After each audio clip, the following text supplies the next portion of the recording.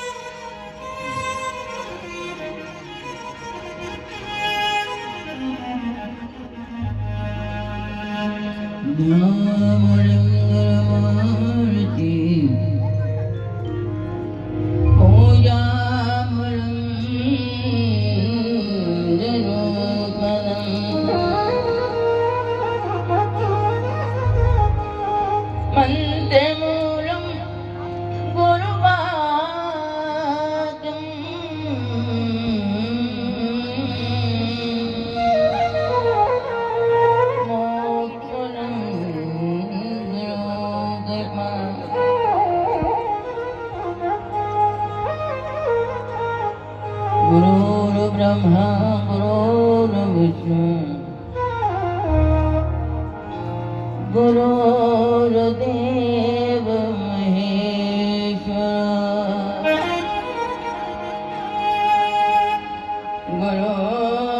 गुरु साक्षात् परब्रह्म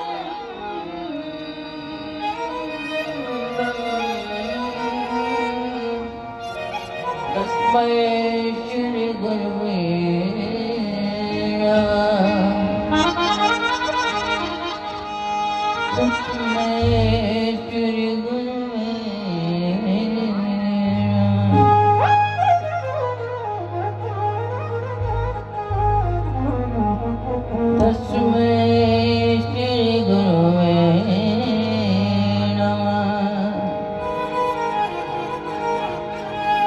श्री गुरु महाराज की जय।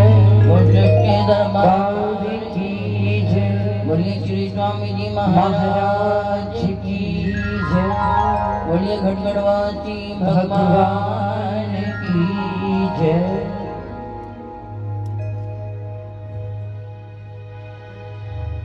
बहुत खुश नुमा समय है कि सतगुरु की शरणागत में बैठ करके अब जीवन के आनंद को ले रहे हैं।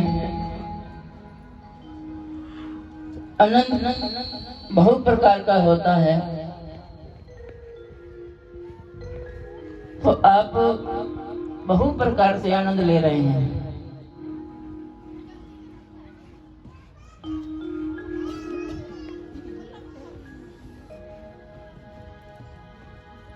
तो आनंद कहाँ है, किस तरह से पाया जाता है, ये सतगुरु भगवान की शरणागत में बैठ करके ही समझ आती है।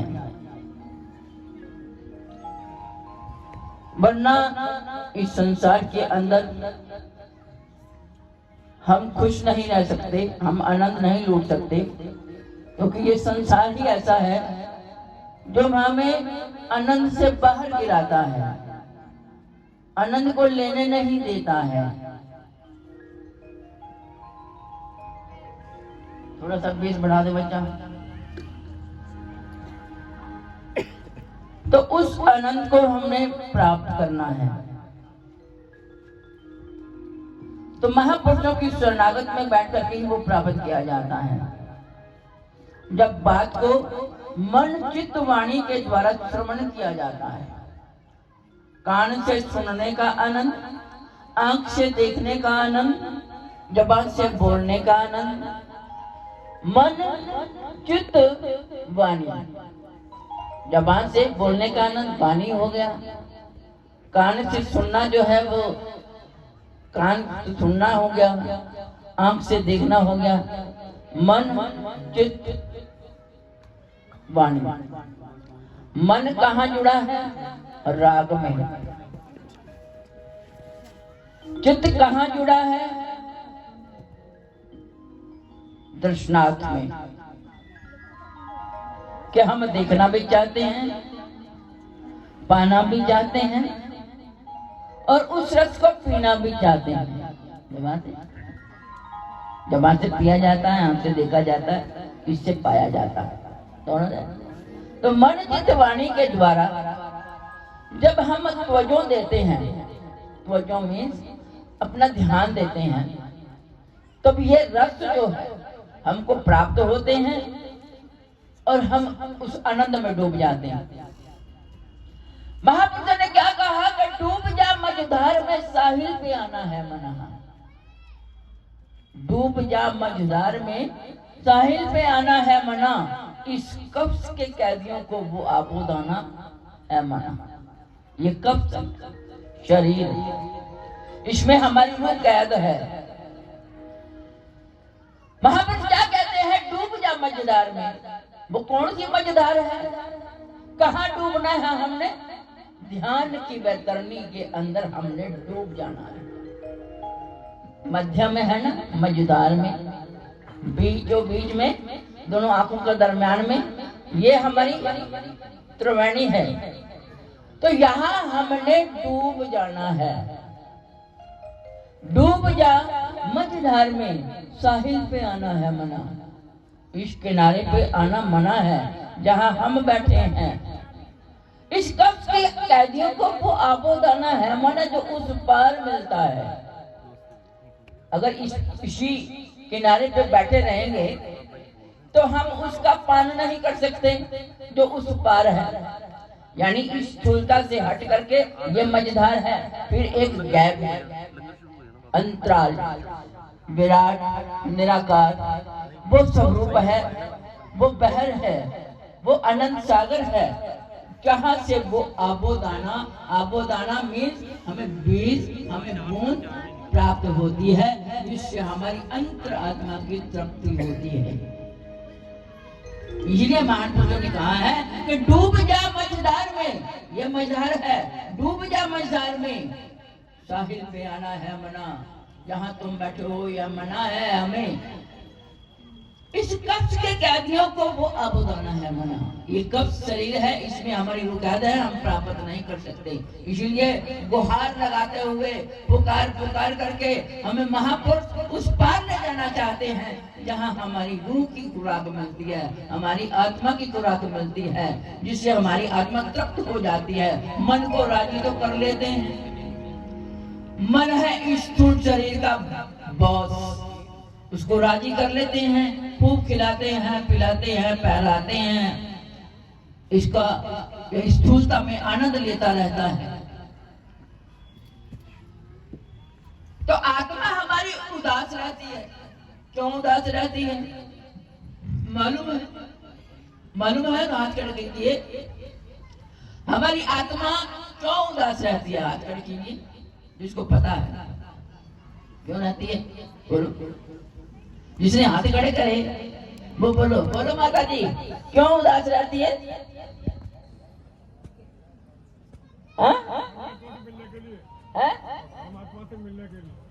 परमात्मा से मिलने के लिए। हाँ, सही बात कही अम्मा जी, धन्यवाद।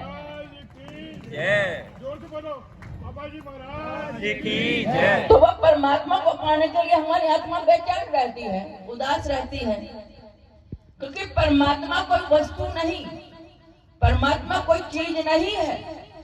परमात्मा एक नूर है, एक जल है तृप्ति का, वो है मान सरोवर। वो आनंद सागर की बूंद जब मिल जाती है आत्मा को, तब वो तृप्त होती है, नहीं तो तृप्त नहीं होती है।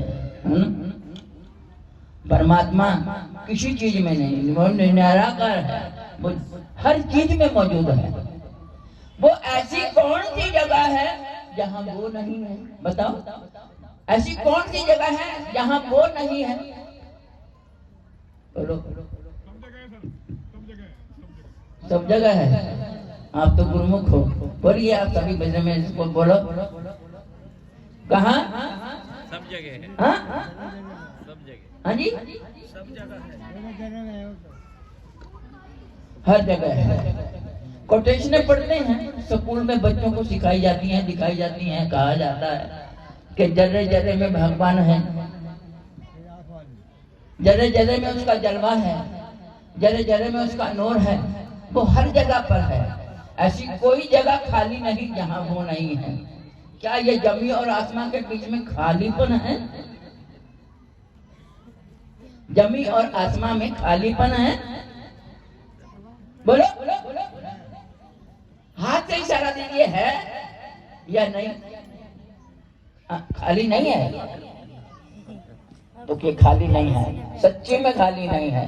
एक सुई की भी जगह नहीं है। सुई कितनी बारीक होती है, उसकी भी जगह नहीं है। लेकिन इस आंख से हमको कैसे लगता है? आकाश बहुत दूर है, जमीन बहुत दूर है, बीच में खालीपन है ना? ये खाली है। यहाँ तो अब कपड़ा लगा हुआ है ना, वैसे देखो तो ये खाली है। हम जितनी हाथ मर्जी ऊपर उठा सकते हैं, ऊपर उठ सकता है, क्योंकि इस आंख से हमें ये खाली नजर आता है। जब उस आंख से देखा जाएगा तो इतनी सी सुई भी निकालने की जगह, सब इच्छाओं से भरा हुआ है। या प्रकृति सौंदर्य की किसी को पहचान नहीं है, न पता है, तो हम कैसे पहुंच सकते हैं? गुरुजनों की कृपा से, गुरुजनों की शरणागत में बैठकर के कृपा को प्राप्त किया जाता है। कहते भगवान को माना है या भगवान को समझा है? भगवान को मानते हो या समझते हो? हाथ खड़ा करो। मानते हो या समझते हो? एक जना खड़ा होकर बताए क्या कह रहा है। भगवान को मानते हो या समझते हो? मानते भी समझते भी हैं। मानते भी समझते भी। मानते हो समझते भी हो, तो दोनों तरह है। कहते दो बेड़ियों के अंदर सवार साहिल पे नहीं पहुंच सकता, गिर जाएगा। मानते भी हो समझते भी हो, लेकिन मानते कब तक हो? जब तक वो दिखता है। क्या दिखता है? जो स्थूलता में नजर आता है वो है समझना कि भगवान है। समझ रहे हो ना? और जो मानता है वो चाहे वो किसी रूप के अंदर हो, वो मानता है। मानने और समझने में बड़ा फर्क होता है। कहते अर्जुन ने माना था और दुर्योधन ने समझा था। पांडव लोग देखो ना, पांडवों ने अपना बनाया था, अपने साथ साथ रखा था कि भगवान हमारे साथ है, और कौरवों ने सिर्फ समझा था भगवान है। जो भगवान होता है हम उसको झूठ मूठ का भोग लगा देते हैं या कुछ भी दे देते हैं, वो ले या ना ले, हमने समझ लिया, उसने ले लिया। भगवान वस्तु बनाए, समझे हमने, तो समझना कि हम भगवान को समझ रहे हैं, भगवान को समझ रहे हैं, सामने बिठा लिया है, हाथ जोड़ के प्रार्थना करते हैं कि भगवान हम तुमको समझ रहे हैं, हमारी इच्छा पूर्ण कर दो। जो हमारे मन की इच्छा होती है, जो स्वार्थ होता है, हम उसको पूर्ण करने के लिए प्रार्थना करते हैं। स्वार्थी हैं वो, सिर्फ समझते हैं भगवान है, भगवान से मांगा जाता है, भगवान से लिया जाता है, बस वो मिल जाता है तो काम खत्म। जो भगवान ने नहीं दिया तो भगवान को कहते अरे तू भगवान है ही नहीं।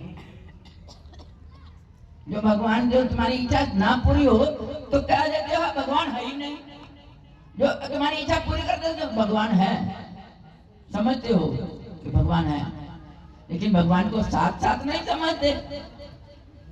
क्या हमारे यह कर्म क्षेत्र है, हम जितना भी कर्म यहाँ करते हैं शुभ कर्मों से भगवान साथ है, वो सब कुछ कर सकता है, वो करता है, वो कर रहा है, वो दिखे या ना दिखे वो करता है। जब हमने साथ मान लिया तो वो सब कुछ करता है। तो पांडवों ने भगवान को साथ साथ समझा था और निशर्त निर्भय होकर के काम करा था, वो हुआ, लेकिन पांडवों ने समझा था। तो क्या हो गया, तब मारे गए, हार गए, और पांडव जीत गए कि उन्होंने भगवान को साथ साथ रखा। बुरे कर्म किए कि भगवान कौन सा देख रहा है, सब काम किए कि वो देख रहा है, सामने दिखता है, मूर्ति दिखती है तो हम समझते हैं, नहीं दिखती तो हम कहते हैं भगवान तो है ही नहीं, कर लो जो करना है, कौन सा भगवान देख रहा है ना। जो भगवान को समझता है वो कहते अरे ना बाबा, हम तो कदम भी नहीं रख सकते, कदम भी, वो साथ है हमारे, हम कैसे, उसकी परछाई है हमारे साथ, हम संभल संभल के कदम को रखते हैं कि परमात्मा हमारे साथ है। हमने ये काम नहीं करना, करेंगे तो भगवान का डंडा पड़ेगा, भगवान की चपत पड़ेगी, समझते हैं, नहीं समझते, अरे यार को देखा भगवान कौन सा देख रहा है, कर लो जैसे करना है ना। जैसे मूढ़ व्यक्ति, ये मूढ़ व्यक्ति है जो ऐसा समझता है। तो दुर्योधन मूढ़ था जो हार गया, सारा परिवार हार गया, कौरव हार गए, पांडवों ने जाना, साथ में रखा, तो फिर क्या हुआ, उनकी जीत हुई, कदम कदम फूक फूक के रखा, सब कुछ उसके समर्पण कर दिया। तो जो कुछ है सब तुम्हारा है, तुम जो करोगे ठीक है, हाथ मेरा ही लेगा, करने वाले तुम हो, जो मर्जी कर लो, सब छोड़ दिया। वो कहते हम करेंगे, भगवान कौन सा देख रहा है, मार दो इसको, ये कर लो वो कर लो, ऐसे ही तो हुआ था। जैसे मूढ़ व्यक्ति, गुरुजी ने 2 चेलों को भेजा कबूतर देके, लो बच्चा एक एक कबूतर ले जाओ, जहाँ कोई देखता ना हो वहां इनको मार देना। दोनों दिशाओं में भेज दिया, एक दिशा में एक गया, दूसरी दिशा में दूसरा गया, और मेरे पास मार के ले आना, मेरे पास लाना, क्योंकि वो तो सर्वे सर्वा है, सब कुछ कर सकते हैं, मुर्दे को जिंदा कर सकते हैं, जिंदा को मार सकते हैं एक ही इशारे के साथ। तो मेरे पास ले आना। जो मूढ़ व्यक्ति था वो थोड़ा सा आगे गया कि देखा ये जंगल है, चारों तरफ कोई देख नहीं रहा, वहां उसने उसको मार दिया, वापस चल पड़ा। और दूसरा व्यक्ति देखता है, जंगल जंगलात के अंदर गया, घने जंगल के अंदर भी गया, जहां जाता था उसको पकड़ता था, कहता नहीं यहाँ भी भगवान देख रहा है, ये पत्तों में भगवान है, आकाश की हरकत में, हवा में भगवान है, भगवान कहाँ नहीं है, बस सब जगह देखते हैं। मैं इस जीव को नहीं मार सकता, ये मेरी ही तरह है, भगवान सब जगह है, एक एक कण के अंदर भगवान है, उसको दिखाई दे रहा था। जब मैं उसको आगे करता तो भगवान सामने खड़ा हो जाता, इधर करता तो भगवान सामने खड़ा हो जाता। तो वो देर से आया और जिसने मार लिया था वो पहले आ गया, मार दिया। अब रिजल्ट तो बाद में देना था ना, जब वो दूसरा व्यक्ति आया तो वो जिंदा लेकर के आ गया। कहने लगा, गुरुदेव कहने लगे, अरे ये तो मार के ले आया और तू इतनी देर कहाँ चला गया था, तुम्हें तो खाली जगह मिली ही नहीं। वो कहते नहीं भगवान, मुझे कोई खाली जगह नहीं मिली, मैं बहुत दूर दूर तक गया, लेकिन जहाँ देखता था भगवान मुझे देखता हुआ नजर आ रहा था, हर चीज देख रही थी, मैं किससे नजर छुपाता, मैं कहीं भी इकल्ला अपने आप को इकल्ला नहीं देखा, जो इसको मैं देखता, इसके अंदर भी भगवान नजर आया, मैं इसको कैसे मारता, मैंने तो हृदय के साथ लगाकर इसको ले आया हूँ, मेरे बस की बात नहीं है, मुझे खाली जगह कोई मिली ही नहीं है। उसने ला करके वो वापस दे दिया। तो उसने गुरुदेव भगवान ने उस बच्चे को आशीर्वाद दिया कि भगवान कण कण में तूने जाना। और इस मूढ़ व्यक्ति ने समझी नहीं बात, ये मूढ़ बद दिमाग है और तू समझ सकता है हर बात को। तो ज्ञान कहाँ मिलता है, विवेक कहाँ मिलता है? तुम्हारे अंदर से मिलता है। जब उसको कण कण के अंदर तुम देखते हो, समझते हो, तो तुम कुछ भी नहीं कर सकते। तुम अपना हाथ भी उठाकर कुछ खाने के योग्य नहीं हो। भगवान की तुम्हें आज्ञा प्रदान करता है तो तुम उठा करके अपने हाथ को हिला सकते हो, नहीं तो उसके कृपा के द्वारा तुम्हारा न हाथ उठ सकता न कदम चल सकते, है ना? सब जगह मौजूद है। महापुरुष कहते सब जगह मौजूद है, लेकिन नजर आता नहीं। योग साधन के द्वारा कोई उसे पाता नहीं है, पा नहीं सकता। जिसने पा लिया वही प्यारा है, वही पागल है। जिसने पा लिया वो पागल है, वो गरीब है, वो पागल। गरीबों को पागल कहते हैं, जिसके पास कुछ नहीं है वो पागल है। पुलिया कैसे बना रखा है, पागल है। तो गरीब बनना बड़ा मुश्किल है। हम इस गरीब की बात नहीं कहते। गरीब कहा जाता है जो तन से, मन से, धन से अलग हो जाता है। इसके पास पहनने के लिए भी कपड़ा नहीं था। हमारे दद्दू भगवान एक को पिन भी नहीं रखते थे, जंगल के अंदर चले, लंगोटी भी नहीं डाली।